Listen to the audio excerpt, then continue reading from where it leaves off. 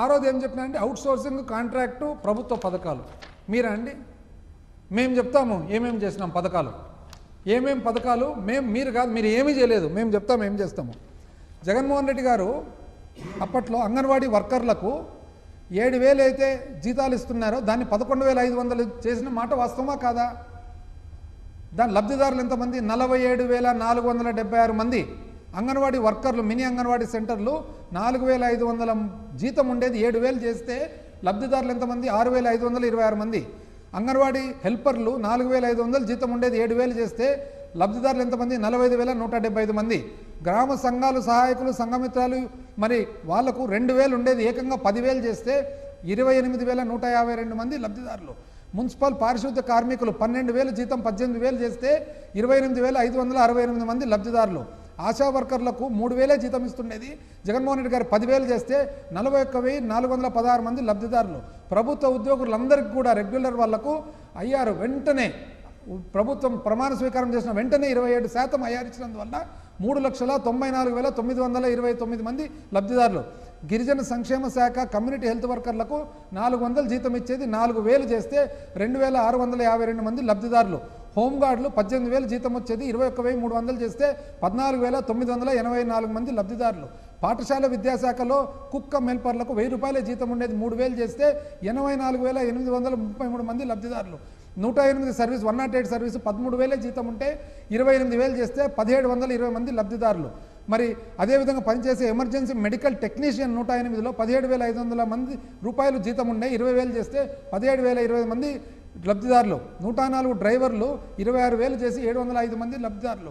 ఆసుపత్రుల్లో పారిశుద్ధ్య కార్మికులు 8,000 ఉండేది 16,000 డబుల్ చేస్తే 3,800 మంది 7,02,656 మంది అవుట్సోర్సింగ్ వాళ్ళు లబ్ధిదారులు.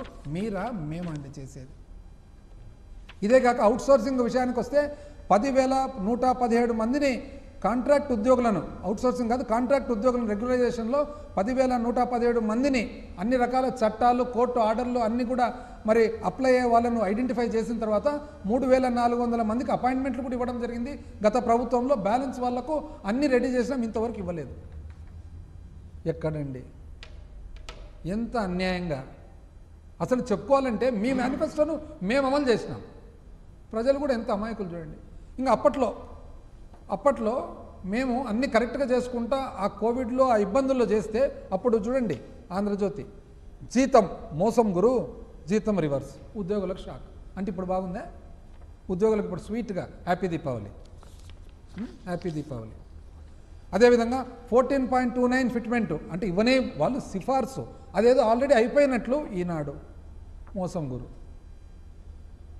అసలు ఎంప్లాయ్మెంట్ క్రియేషన్ అండి ఆ టైంలో జగన్మోహన్ రెడ్డి గారు ముఖ్యమంత్రిగా ఉండగా ఎంతమందికి అసలు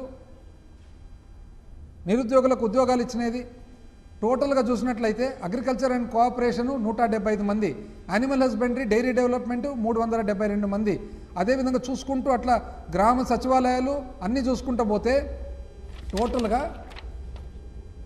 1,02,472 ఒక్క ప్రైవేట్ ఉద్యోగాలు మెగా, లార్జ్ అండ్ మెగా పెద్ద పరిశ్రమల్లోనే అన్నీ వచ్చినాయి. ఎంఎస్ఎంఈలు ప్రైవేటు చిన్న తరహా పరిశ్రమల్లో 3,94,279 ఉద్యోగాలు,